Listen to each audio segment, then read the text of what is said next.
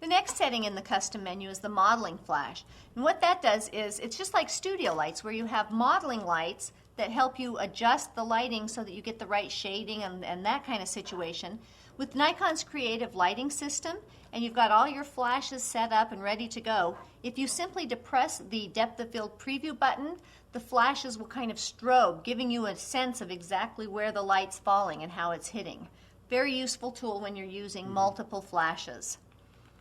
Next we have auto bracketing set. When you're doing auto exposure bracketing, what that is it's shooting shots at a normal exposure, and then based on the increment you dial in, underexposed and overexposed. You have the ability to tell the camera to bracket both the exposure and the flash output. You have the ability to tell it to bracket just the exposure or just the flash.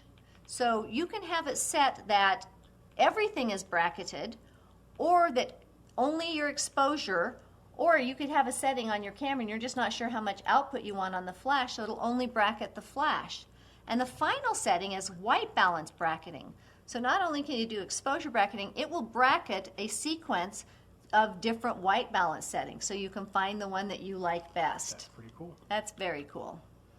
But keep in mind, anytime you're doing bracketing, remember to turn it off when you're done, because next time you go to shoot stuff, your camera's going to be doing some funky stuff and you're not going to be able to figure out why it's doing it, but it's because it's bracketing. It's happened to me. And thanks for bringing that up.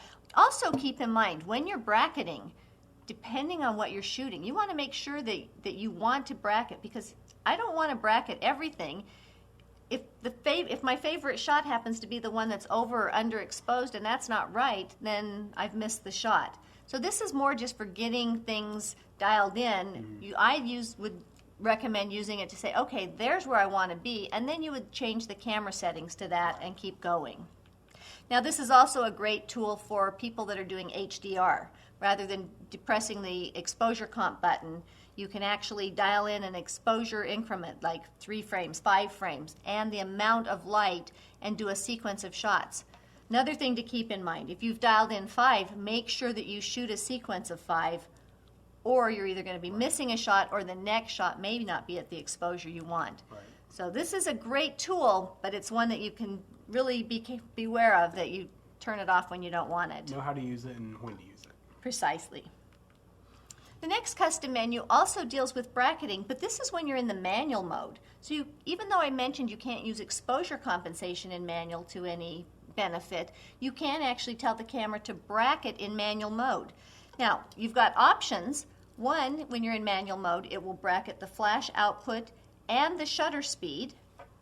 The next one is that it will bracket the flash output, the shutter speed, and the aperture. So you're getting a big variety of exposures. That triangle you were talking about. The exposure triangle. You've got one where it'll bracket the flash output and just the aperture setting, keeping the same shutter speed, or you can set it to bracket simply flash only. Okay, our next setting is bracketing order. So when you're in a bracketing mode, the default on the camera is that it's going to shoot the first shot at the metered exposure, and then the next one darker, and the other one lighter. You can also set it so it goes in sequence. So the first one is dark, the next one's as metered, and then the third one is as overexposed. That way you see a sequence. Personally, I just leave it at the default.